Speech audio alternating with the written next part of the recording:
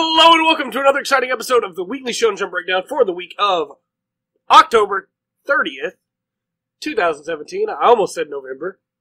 I am Sick and Trey. Kylo blocking the glare, Waluigi hanging out, and then Silas over here being upset with me because I'm not petting him. And we are going to get started this week. Again, I am sick, so you will probably hear a little bit of my ragged breathing. I am sorry about that. I will do my best to get all that cut out, but I feel terrible. And I'm going to make sure and try not to show it. So we start out this week with Golem Hearts, which is another first start. And I actually really enjoyed this first start. The basic premise is that it is this world where humans get golems to do all their work for them, really. Like, they still have jobs, clearly, but golems do most of the work, and the golems are made by arcanists. And these arcanists, they make these golems to do different jobs, and they're able to repair them if they get damaged, things like that. And our main character is this golem named Noah. And Noah is this kid that just wants to make his master proud, the arcanist that made him, Lemmeck. And I was really afraid in this first chapter that Lemmeck was going to die. But I'm glad that he didn't, because I really like Lemmeck. The chapter ends with, little did I know my time with Lemmeck was ending soon. It's like, okay, I wish you hadn't put that there, because I like Lemmeck, and I'm afraid this means that something's going to happen to him. Maybe he'll be okay, though. Maybe Noah just wants to go see the world, but that's very ominous. And I get why they did that. They put that there to bring in the appeal, to make people want to read that second chapter and go, oh, what happens to Lemmeck? But very much enjoyed Lemmeck. He reminds me a lot of Dr. Hiraduk from One Piece, which is a great person to remind me of, because Dr. Hiraduk is one of my favorite characters in One Piece. Everything to do with him and Noah and their relationship was really good. The town being upset with him because they think that he's just constantly messing things up, and from what we can see, he is. But then him getting the chance to go and get Arasa back, Arasa's dad begging them to go after her, and then finally everything to do with his powers and how Lemmeck can change him.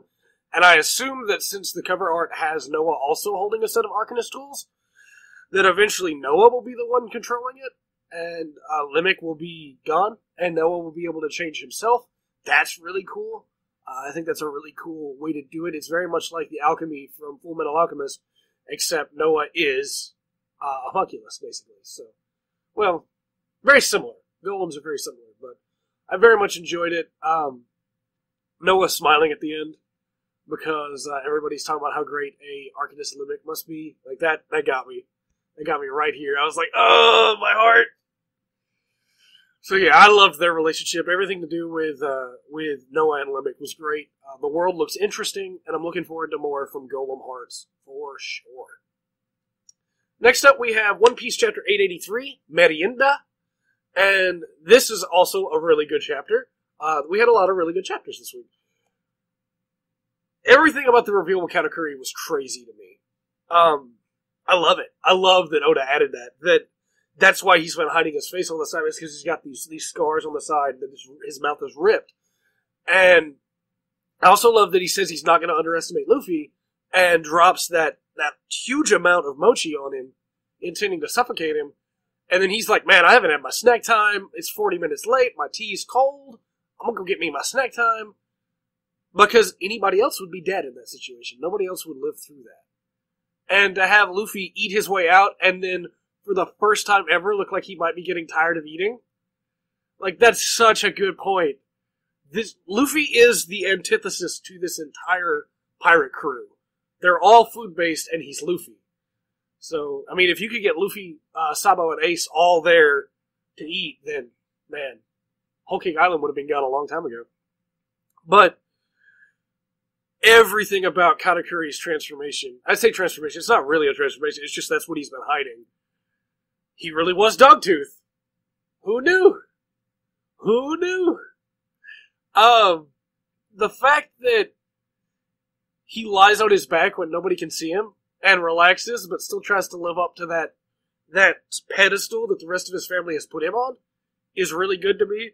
The fact that he really enjoys his sweets and looks nothing like what everybody thinks he looks like when he's just chilling on his own.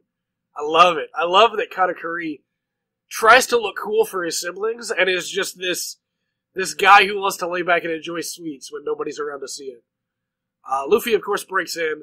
Katakuri immediately kills the chefs, because he's like, you saw me.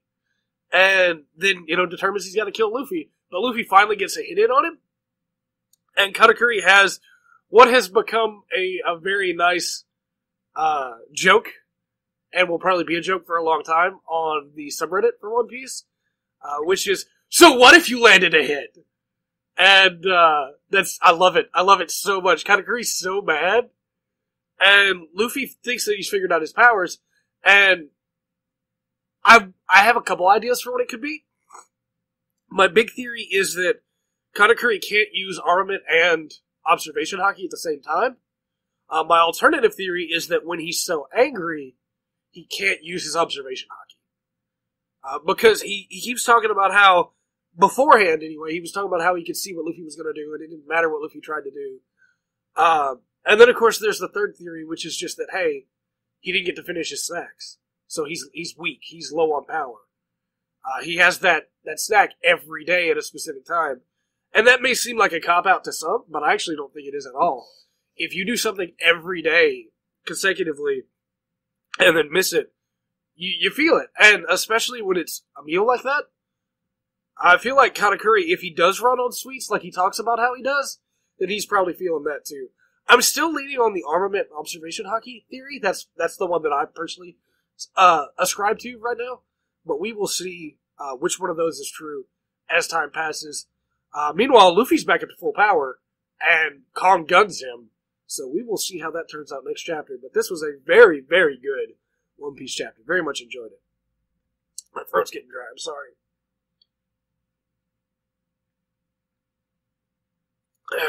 Can't even taste that Dr. Pepper right now. Next up, we have My Hero Academia 78, Chisaki's Warped Compassion. We find out a lot of really cool stuff about Chisaki here. About how he wants to pay back the favor that he thinks he owes the boss, which is the mob boss, the Yakuza boss, obviously. And he doesn't care if the boss approves of the way he wants to pay him back or not. His whole scheme of selling the drug that cancels out quirks, and then selling the drug that returns quirks, and then selling the bullets, and being the only supplier, so everybody's buying from them, and working both sides of the market. As warped as his plan is, it absolutely would bring the Yakuza back on top. But it's all at the cost of Eri. And you have the end of the chapter with Deku basically calling out that he's going to save her. That if he can't save one little girl, what kind of hero is he? And then he just starts pummeling Chisaki faster than Overhaul can repair himself. And the chapter ends with Overhaul's mask flying off, and we're finally going to get to see his face, but not next week, because My Hero Academia is on break. And that's fine. Everybody's got to take a break. Horikoshi needs a break. Horikoshi's been pumping out these chapters lately. One thing I really liked about this chapter was Night Eye, and how he's beginning to question his vision. And is that Eri got involved? Or is that Deku is putting up more of a fight than even Night Eye thought he could? With full Cal 100%. Deku is very powerful right now. He's not All Might levels of power, because All Might can control it better than he can. But he's very powerful right now, and I really don't see a way that he could lose to Overhaul like this. Having Eri's powers be this Deus Ex Machina, I feel like was a really good way to wrap this arc up, because her powers didn't activate because Deku was nice to her. Her powers activated because Mirio fought for her so hard. And so it doesn't feel like a Bleach power-up. It's literally somebody else put in all the work, and now Deku gets to reap the rewards and be able to win. So, very much enjoyed this chapter. A little bit shorter, and I would have liked to see a little bit more of the fight itself, but when Deku's going all out like that, what else can you do? So, very good chapter. Very good chapter. Next up, we have Dr. Stone 33, Bad Chemicals. So this was a really fun chapter, too. There were some really good gags, where Kohaku was getting upset because she kept asking, Ruri's supposed to drink that? And Chrome kept leaning back further every time she did it because Kohaku got the giant head thing going on. they get their ammonia from peeing into a vial. It's great. Kohaku didn't appreciate that either. Then we have the moment where they realize that all they need left is alcohol, which coincidentally is the other prize for winning the grand bout. This one, I hesitate to call it lazy, because we needed to get the story moving to the grand bout anyway, but I would have liked if instead maybe just the old man had the alcohol, but he'd have to go back to town to get it, and they ran out of time because it was time for the grand bout. I don't know, it just feels a little weird going, well, not only do they get Ruri and to be chieftain, but they also get some alcohol. And it's like, and that makes sense, but at the same time, it was very coincidental. However, the entire back half of this chapter paid that off for me, where Genro and Senku, Genro had entered Senku in to the grand bout as well, and Kohaku seemed genuinely concerned about it. But Senku basically reveals that he's either going to tire out his opponent, or if he faces Genro or Kinro, he's going to fold over and just let him win. And Genro is super excited about that, because he also plans to do the same thing for Kinro. I'm really curious how this is going to turn out, because again, we know that Kinro has bad eyesight. Nobody else but Genro knows that. And I want to know if, like, obviously we're going to find out, but I'm really curious to see if something happens with Suika's mask, her watermelon hat, or something like that, and Kinro gets to wear it, or maybe just the glint off the spear is enough to help him deal with his depth perception. But it's going to be a tough fight for him otherwise. And then, of course, Kohaku's entering as well. There's also a really good moment, a really good panel, where after 5 months of being around, Senku finally steps foot into the village. And that's a really powerful panel. Because you realize that, hey, they have been here a long time, and Senku hasn't walked into the village yet. So, that was great. And then finally, Ruri recognizes his name. And my question is, what stories have been told about Senku, and are the stories about somebody else that he was named after? Because I can easily see that twist being pulled out. And Senku, I'm sure, left a lot of stories behind from when he was in the world before. He was a young scientist that was doing crazy stuff. So, I'm curious. We'll see. We'll see. The fact that Ruri says at first that she knows him, and then says, well, she knows of him, that was a little like, oh, yeah, I see what you're doing. That was a, she knows him? Well, no, of course she doesn't know him. She knows of him. But we'll see. We'll see how that goes. It would be a really weird twist, though, if Ruri was actually not Kohaku's blood sister and had been alive from that time before and was stone. Or maybe they both... You know what? The way the stone works, I don't know. Maybe they're both from that time. I don't think so. I think they're both born in this time, but that would be crazy. I feel like Kohaku would have mentioned it before, but because she doesn't really know much about anything from the present day. But it would be pretty crazy if Ruri is not her blood sister and is actually from that time past. I don't think that'll happen. This just would be a weird thing to happen, I guess. But we will see next week. Next up, we have Food Wars 237, Doppio Mezzaluna Pizza. With his quattro formaggi pizza, the 4-cheese balanced, Takumi has definitely pulled ahead. There's no way, hands down, he won. He won the card. Aizen is shocked to find out that he's been playing into Takumi's hand this whole time. We spend a lot of time on the actual quattro formaggi pizza, but it makes sense. I guess formaggi is probably the way you pronounce that. It makes sense because we really needed to be able to hammer home why Takumi Aldini's pizza won after we spent so much time on the artichoke Ciorine situation. And Takumi played it very cleverly. He was very smart about it. And he has a really good line where he talks about how all of his losses have brought him here.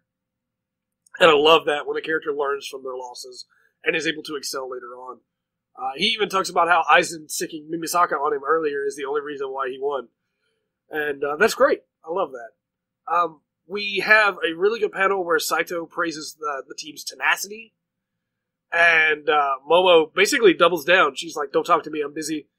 Just a whiff of what she's cooking is enough to bring Ura out of her bad mood.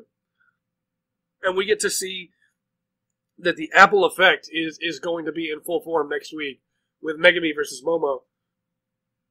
I do want to spend a couple seconds, though, talking about the great moments that were had between Takumi and his brother, where they just touch hands through the cage. It's just like a good brother moment there.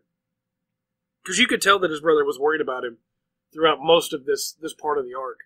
And for Takumi to not only pull ahead, but pull out a win and be able to greet his brother again, having only won because of the combination of their two styles, that's really good. I really appreciate that. And then, of course, with the scene where Takumi wins the card, and he grips his fist, and then you see Yukihira and Megumi also grip their fists. And it's like, yeah, okay, all right. I still really like this team. I'm still really happy that they win it as a team. And I'm looking forward to seeing how Megumi faces off against Momo. And then, of course, in a couple weeks, when we finally get down to Soma versus Saito. So, good chapter. Good chapter. Next up, we have Robot Laserbeam 138 debut match. This chapter is real short, but we do find out a couple things in it. Kazuma and Rin are getting along better, much to her brother's chagrin. It looks like only 3 of the team are going pro. Rion, Karasuma, and Robo. The other 2 starters are not going to go pro. They have other plans. And that's cool. I expected, honestly, for the team to get cut down. I didn't expect it to be 3. I thought just one of the regulars would leave. But hey, we got my 3 favorites out of it, so I'm happy. Rion with his snake theme, and Karasuma the wedge wizard. So hey, and then of course Robo. We get to see a new character named Yada is introduced, and he's a jerk. He crosses Rion's line like it's nothing. He talks about how all he cares about is getting more publicity and being more popular. And then it looks like Robo's not going to make it in time. Classic Shonen trope. But this one does have a nice twist to it. I expected Robo to just come running out of the side and be like, short of breath. But no, Suzaku finds them, and they paratroop out of a helicopter. Parachute, I guess, not troop. They're not soldiers. They parachute out of the helicopter and land on Yada. And then Robo looks like he's ready to go. So, I enjoyed just about everything in this chapter, as short as it was. It's a really good setup chapter to lead us into the new arc and the new post-time skip era for Robot Laserbeam. So, very much enjoyed it. Good chapter. Next up, we have Full Drive 2, Roar. I really enjoy Full Drive. I really hope that it keeps going. I'm going to have to read it. I'm sorry. I'm going to have to read it whether it continues in Jump or not, because Full Drive is a lot of fun so far. Everything to do with the school, everything to do with Ito, the school's owner, meeting Atsushi, and Dan being like, I won't shake your hand because I only shake hands before a match. Atsushi hears that and goes to take a shower. And at first I was like, okay, he's done for the day. And then I got to thinking, wait, what if he's coming back to challenge Dan? And then, of course, that's exactly what happens. He went and showered just so he could come back and fight Dan without being already worn down. Marin gets him a new paddle. Well, it's the same paddle, but she's put a new rubber layer over it that's supposed to be better for him. You have everything to do with the owner asking Dan if he wants to be able to be strong, and he roars out that he wants to crush everybody above him, which is the roar that the title is chapter is titled after. Very sorry. Like I said, I'm sick, and it's not fun. You have Atsushi coming back, and Dan offering him the handshake. Really good chapter. Really looking forward to Dan versus Atsushi next week. That's going to be great. And then, one thing that I really love about this series that you don't see in a lot of other series is the way the characters stand. Compared to other manga characters, they look weird standing. But compared to real-life people, their stances are very similar to actual stances that people take. Their feet aren't symmetrically apart. Specifically, Ito, a lot of times when you see her feet, one of her legs is slightly inclined. Marin bends a lot when she's talking. And bends with her hands behind her back. A lot of people do that in real life. And it's something you don't see very often in manga unless it's a very, very straightforward bend forward. Like, Atsushi curves one of his legs up when he's standing at one point. And I really appreciated how Full Drive took the extra time to go ahead and make these characters look realistic. The thing that I worry about is that manga readers are going to go, oh man, I hate that. That looks terrible. And not recognize it for what it is, because most of the time your manga characters don't stand that way. A great example is there's a character named Shirk in Berserk that will often lean to the left when she talks, That's just her thing. She leans to the left when she talks. And I know that I've seen people call that out and be like, that's so weird. It's like, no, that's what people do. So, very much enjoy that Full Drive has put in that little extra bit of humanity into those characters, and I'm looking forward to more of that. So next up we have The Promised Neverland 61, Try Surviving. Oh boy, Emma and Ray had no idea what they were getting themselves into going with the Nameless Man. They thought they did. They really thought they did, but they didn't. He plays them very well, where they're learning a lot just from watching him move, and they're analyzing everything he does. But when one of the man-eaters finally does get a jump on him, after the Nameless Man has already revealed that they move in packs, the man-eater looks like it's going to eat Emma.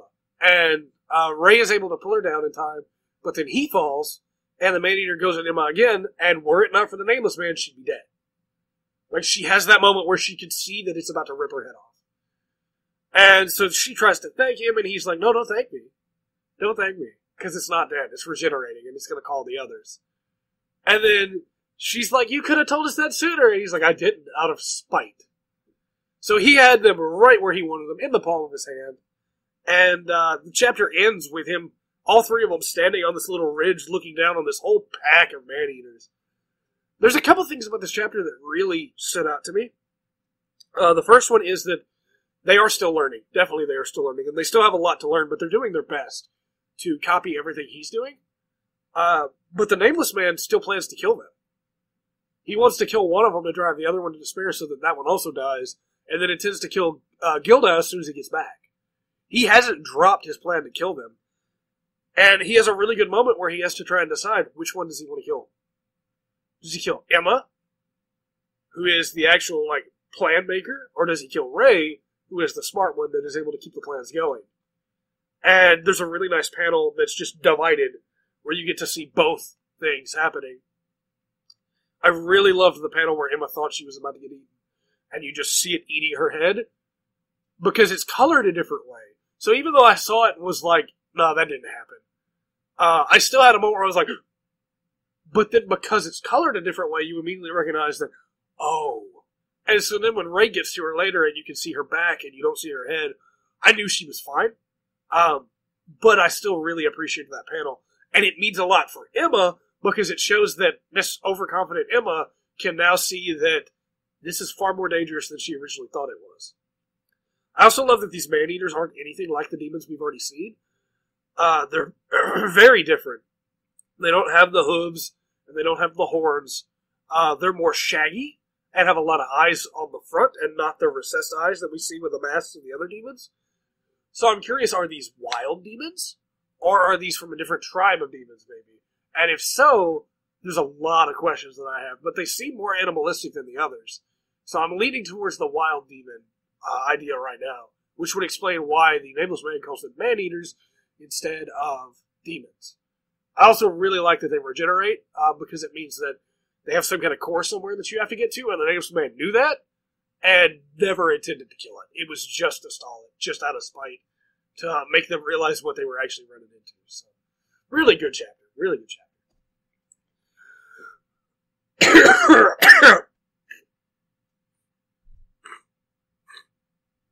Next up is Black Clover 131, Going On Ahead. The match is a draw.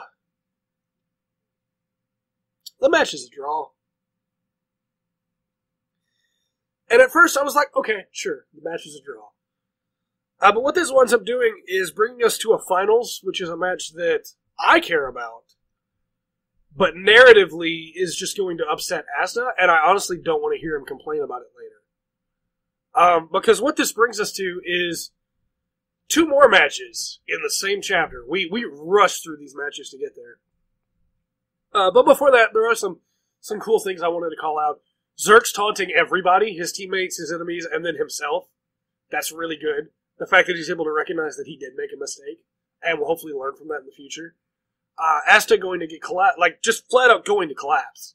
And he's caught by Magna, and everybody else is around walking over to try and catch him too. And Kirsch is there. The fact that everybody's jazzed up as Magic Knights to continue working forward because they were inspired by this fight. by what Zerk said, and by what Asta said, and by seeing how crazy Langris was getting. This is where problems start to come in for me. We have Luck versus Rill, which is a fight that I was already excited about. And that fight is over immediately, because Luck decides to try and do combo attack like what we saw in the first match, which is really cool to see that brought back. But then Rill sends it back and pierces Luck's team's crystal. It's like, okay, well, that match is over, I guess. It's like, okay, 2 matches in a chapter, that's fine. 2 matches ending in a chapter, I can live with that. And then Yuno, fired up after Asta's performance, goes into his match and wins immediately. And we don't even get to see that match. And it feels like that was rushed through to get us to Yuno versus Rill. I think this is going to be a good fight. But it's going to be entirely unsatisfactory for Asta that he didn't get to fight Yuno. Yuno's fired up because of how hard Asta fought, and he wants to win. Rill is Rill, which means he's just trying to have a good time and practice his magic more. I was actually kind of looking forward to Asta versus Yuno in this final match. Particularly because I feel like Yuno is very OP in the series right now. Any fight that Yuno starts, normally Yuno wins. We've only seen him get damaged a couple times, and I think that could make this next fight with Rill really good, but I'm afraid that it means that Yuno's going to beat Rill and it not be well done. I'm hoping that it will be, but I expect Yuno to win regardless, even though Rill is a captain, and I don't know, we'll see. We'll see. I don't appreciate how fast the pace suddenly picked up. As weird as this arc got in the later phases, where Kirsch picked up the idiot ball, and Langris went crazy, and Asta had to step in, I was enjoying this arc. And the fact that we skipped through 3 matches like that, I'd say only 2, really, because we got to see the end of the main match that we've been working on for a while here. The fact that we skipped through 2 matches is a big downer for me. I guess we didn't skip through one of them, it was just over immediately. I don't know. I would have liked to see Yuno's fight. Maybe they're saving that to be able to show what he did against Rill, and Rill's going to counter it right away, but I would much rather have seen it myself and then see it be countered than find out later on that that's what he used. So, we'll see. We'll see. Next up we have We Never Learned 37. Sometimes geniuses are subject to the domino effect of X. This is a really funny chapter to me. I actually got really excited when I first saw this chapter because I was like, it's a Furuhashi chapter. She never gets those anymore. Well, it is a Furuhashi chapter, and it isn't a Furuhashi chapter. The way that it works is that Mizuki's birthday, Yuigo is his sister. He wants to make something good for her. So it makes sense. And he finds out that Furuhashi can cook. She can't, but he thinks she can. And so he asks her to teach him, and she agrees, even though she can't. Probably because she doesn't want to look bad in front of him. And so there's some really good gags that follow this. I loved everything about Furuhashi sending Yuiga to wash his hands and then sending him back to take a shower and then sending him back to take another shower. And the fact that Yuiga's just like, this is really weird. Furuhashi showers here. Guess I'll get clean, though. Cooks in their kitchens. Because he has no idea. Then everything to do with Furuhashi texting Ogata, spelling curry wrong and putting kare, which is Japanese for boyfriend. Ogata trying to figure out what Furuhashi means. So she texts Takamoto. And Urka is like, oh, Furuhashi wants a yummy boyfriend? Sure, I have all the advice. And then immediately calls Asumi. And Asumi's like, why would I have any advice? The whole pun, the whole joke about, Takamoto adding that it needs to be a guy with glasses because she immediately thinks of a handsome guy as Yuiga with glasses.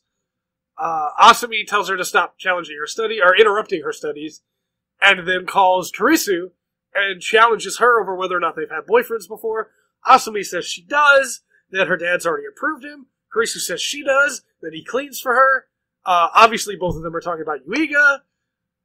Then Asumi hangs up, and Karisu remembers what Yuiga said about helping each other, and calls Furuhashi, having looked up a bunch of advice on the internet, to give her about how she needs to win the guy over with a good recipe. That if she cooks for him, it's the best way to get to his stomach, and his heart can be reached that way, and she'll win him over. And so she gives Furuhashi a very detailed recipe, which is exactly what Furuhashi needs.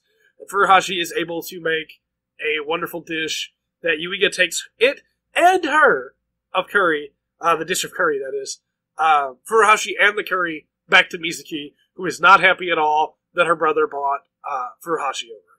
So, really fun chapter. Again, we didn't get a lot of progression here, but I feel like a lot of what we learned in this chapter will come back later. I shudder to think how the other girls would react if they knew that Yuiga took a shower at Furuhashi's house. And I know for a fact Asumi and Kurisu both claiming that they have a boyfriend and both pretending that it's Yuiga is going to come back at some point. Furuhashi, now knowing how to cook curry, is probably going to come back at some point. And I loved the gag of each of the girls reaching out to the next one to try and get help for romance advice from Furuhashi that she never needed in the first place, and then it all came out together for the thing she did need. So, very, very fun chapter. Very much enjoyed it. Poor Yuiga, that's all I'll say. Poor Mizuki, that's all I'll say. She would have been happy if her brother had just made her something terrible, but he made it. So, really, really good chapter. Now it's time for the lightning round. Golem Hearts, great chapter. Absolutely loved the introduction to Golem Hearts. Want to see more? Please give me more. Don't drop this series, please. Very much excited. Loved Lemmeck. Loved Noah. Everything past that was great. Pretty good in some cases. The bad guy was a little creepy, but very much enjoyed it. 2 thumbs up. Good job. One Piece chapter 883, Merienda. Great chapter. Katakuri's Dogtooth. Everything about Luffy being able to land a hit. Everything about Katakuri landing on his back. To eat. Like, great chapter. Great chapter. My Hero Academia 78, Chisaki's Work Compassion. Really good chapter. I really appreciate, still 2 thumbs up, really appreciate getting to see everything about Chisaki's ideals with the boss and how he doesn't actually care how the boss feels. He just wants to feel like he's paid him back. Might Eye's vision and everything with that. Really, really good chapter. Dr. Stone 33, Bad Chemicals. I'm going to go ahead and give it a 2 thumbs up, despite the Deus Ex Machina of alcohol.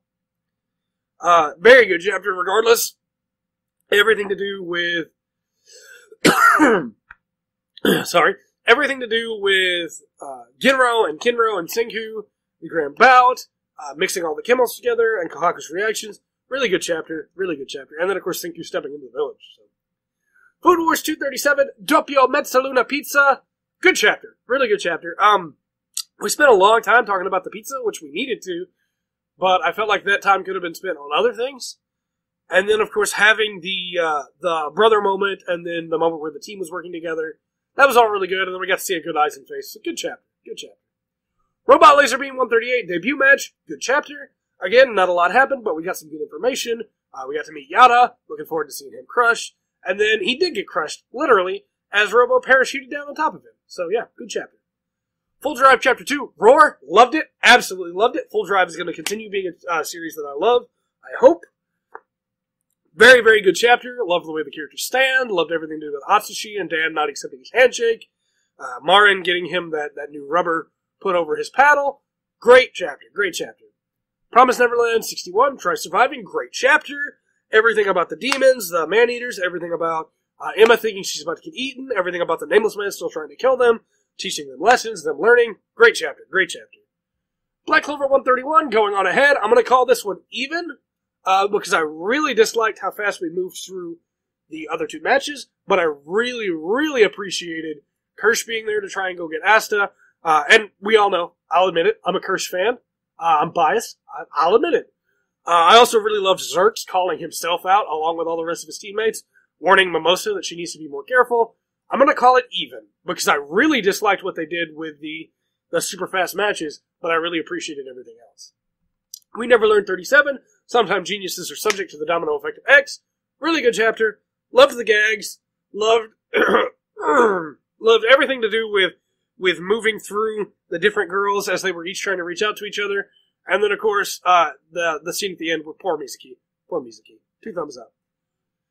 And that brings us to the end of another Weekly Shonen Jump Breakdown. My name has been Trey. His name has been Silas. I have been sick. We have been the Full Spectrum. And hopefully next week I won't be sick. Remember to always enjoy the full spectrum that Jump has to offer.